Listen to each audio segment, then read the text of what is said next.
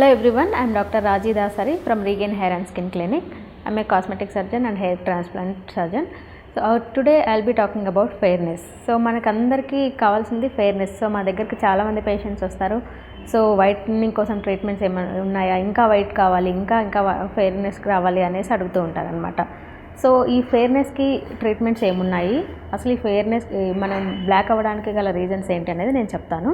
So మన colour అనేది మనకి జెనెటిక్గా ఉంటుంది. సో మన పేరెంట్స్ ఎలా ఉంటారో ఎలాంటి కలర్ ఉంటుందో మనకి జెనెటిక్గా ఆ కలర్ వస్తుంది. సో ఆ కలర్ అనేది సన్ ఎక్స్పోజర్ వల్ల, కొన్ని మన లైఫ్ స్టైల్ చేంజెస్ వల్ల అనేది ఆ కలర్ అనేది చేంజ్ అవుతుంది. సో ఇంకొంచెం డార్క్ అవ్వడము, సన్ ట్యాన్ అవ్వడం, ఇదంతా ఉంటుంది కదా. సో మనకు ఫెయిర్నెస్కి అందరూ ఇప్పుడు మార్కెట్లో చాలా క్రీమ్స్ ఉంటాయి కదా, అవి వెళ్ళి కొనుక్కుంటారు, చాలా ఎక్స్పెన్సివ్ క్రీమ్స్. సో అవన్నీ కూడా మనీ వేస్ట్ చేస్తూ ఉంటారు. సో దానివల్ల ఫెయిర్నెస్ వస్తుందా అంటే కొంతవరకు ఇంప్రూవ్మెంట్ ఉంటుంది. సో అసలు ఫెయిర్నెస్కి అసలు మనకి కలర్ చేంజ్ అవ్వడానికి రీజన్స్ ఏంటి, మనం డార్కర్గా ఎందుకు అవుతామనేది చెప్తాను. సో మన స్కిన్ కలర్కి మెయిన్గా మెలనిన్ అనేది ఇంపార్టెంట్. ఈ మెలనిన్ అనేది థైరోసిన్ గ్లాండ్ నుండి రిలీజ్ అవుతుంది అనమాట. సో ఈ మెలనిన్ ఎక్కువ అయ్యే కొద్దీ మన స్కిన్ అనేది డార్కర్గా కనిపిస్తుంది, బ్లాక్గా కనిపిస్తుంది. ఆ మెలనిన్ తక్కువ ఉంటే స్కిన్ అనేది లైట్గా వైట్ కలర్లో ఉంటుందన్నమాట. సో వీటికి ట్రీట్మెంట్స్ ఏమేమి ఉంటాయి అంటే, ఇప్పుడు మనకు మార్కెట్లో అంతా వినపడే నేమ్ వచ్చేసి గ్లూటథయాన్. సో అందరికీ తెలిసింది ఇప్పుడు గ్లూటథయాన్ వల్ల మనకు ఫెయిర్నెస్ అనేది వస్తుంది అనేది. సో ఈ గ్లూటథయాన్ ఎలా వర్క్ చేస్తుంది, రియల్గా హెల్ప్ఫుల్ అవుతుందా, దీనివల్ల ఏమన్నా సైడ్ ఎఫెక్ట్స్ ఉంటాయా అనేది నేను ఇప్పుడు మీకు చెప్తాను. సో గ్లూటథయాన్ అనేది మనకు చాలా డిఫరెంట్ టైప్స్ ఉంటాయి. Like oral intake, topical and IV injections ఉంటాయన్నమాట. ఇప్పుడు మార్కెట్లో గ్లూటథయాన్ క్రీమ్స్, గ్లూటథయాన్ సోప్స్ కూడా అవైలబుల్ ఉన్నాయి. సో ఏవే వాడితే ఎలా రిజల్ట్స్ ఉంటుంది అనేది నేను చెప్తాను. సో మనకు గ్లూటథయాన్ అనేది బేసిక్గా ఇది ఒక యాంటీ ఆక్సిడెంట్ అనమాట.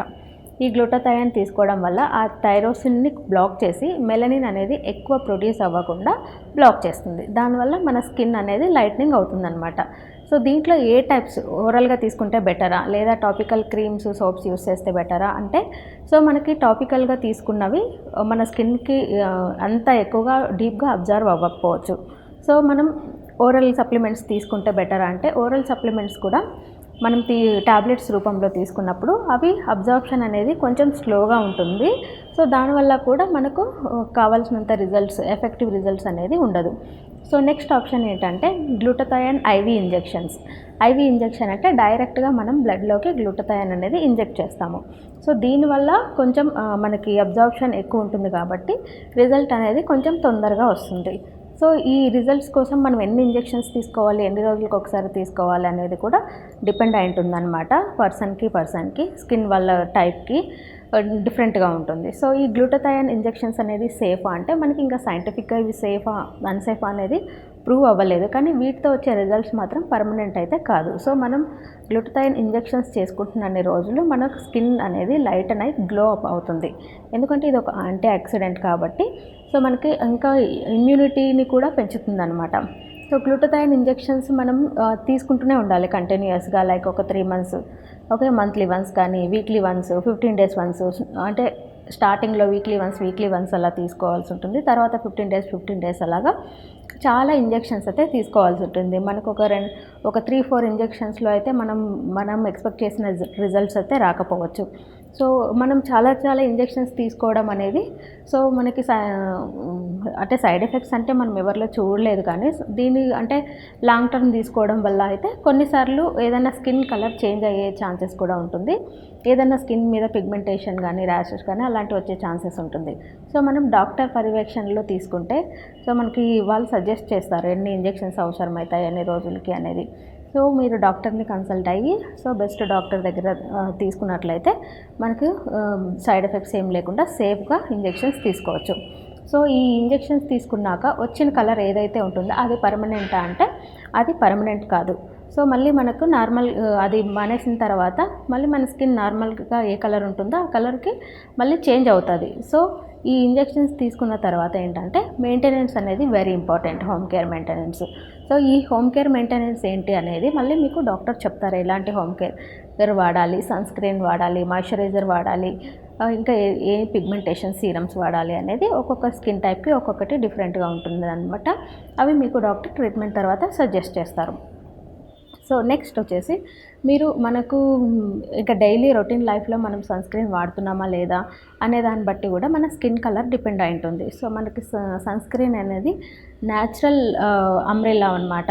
మనకి సన్ రేస్లో యూవీబీ రేస్ ఉంటాయి కదా, మనకు అవి డైరెక్ట్గా మన స్కిన్ మీద పడినప్పుడు స్కిన్ అనేది డ్యామేజ్ అయిపోయి మనకి మెలనిన్ సెల్స్ అనేది డ్యామేజ్ అయిపోయి ఎక్కువ మెలనిన్ ప్రొడ్యూస్ అవ్వడం వల్ల మన స్కిన్ అనేది ఎక్కువ డార్క్ అయిపోతుంది.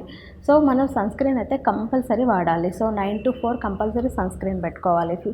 SPF 50 కానీ 30 కానీ. దాంట్లో మళ్ళీ నాన్ కొమోడోజెనిక్ సన్ స్క్రీన్స్ ఉంటాయి. సో ఒక్కొక్క స్కిన్ టైప్ వాళ్ళకి సపరేట్ సన్ స్క్రీన్స్ అనేవి సజెస్ట్ చేయడం జరుగుతుంది. సపోజ్ లైక్ ఆయిలీ స్కిన్ ఉంటుంది, డ్రై స్కిన్ ఉంటుంది, కాంబినేషన్ స్కిన్ ఉంటుంది. సో వాళ్ళ స్కిన్ టైప్కి సూటబుల్ సన్ స్క్రీన్ అనేది వాడడం ఇంపార్టెంట్ అనమాట. అలాగే హోమ్ కేర్ సీరమ్స్ కూడా ఉంటాయి. పిగ్మెంటేషన్ సీరమ్స్ అనేవి మనకి డిఫరెంట్ స్కిన్ టైప్కి డిఫరెంట్గా ఉంటాయి అన్నమాట.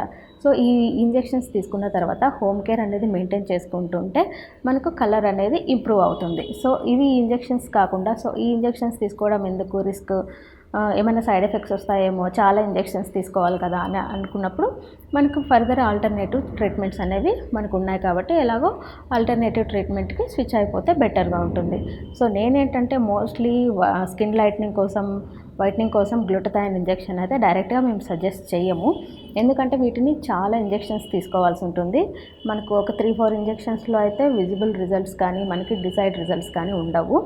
సో మనకి other treatments like chemical peels ఉంటాయి, లైక్ మైక్రోడర్మాబ్రేషన్ ఉంటాయి, లేజర్ ట్రీట్మెంట్స్ ఉంటాయి, క్యూసిచ్ లేజర్ ట్రీట్మెంట్స్ ఉంటాయి. సో వాటన్నిటితో కూడా మనకి మంచి రిజల్ట్స్ అనేది ఉంటుంది. సో మనం ఎప్పుడైనా ఫస్ట్ ఫెయిర్నెస్ కన్నా ఫస్ట్ హెల్తీ స్కిన్ కోసం ట్రై చేయాలి. ఫెయిర్నెస్ అనేది మనకు జెనెటిక్గా వస్తుంది. సో అది అనేది కొన్నిసార్లు మనం మెడికల్ ట్రీట్మెంట్స్ తోటి చేంజ్ చేయలేము. ఇంకోటి ఏంటంటే స్కిన్ లైట్నింగ్ క్రీమ్స్ అని చెప్పి స్టెరాయిడ్ క్రీమ్స్ మార్కెట్లో అవైలబుల్ ఉంటాయి మెడికల్ షాప్స్లో. అవి అప్లై చేసుకుంటూ ఉంటారనమాట.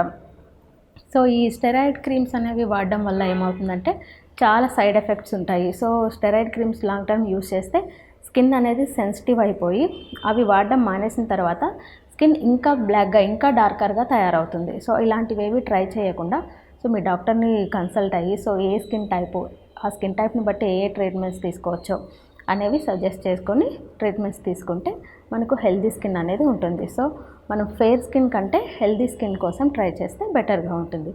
So I hope this video is useful. Thank you very much. Stay healthy, stay beautiful.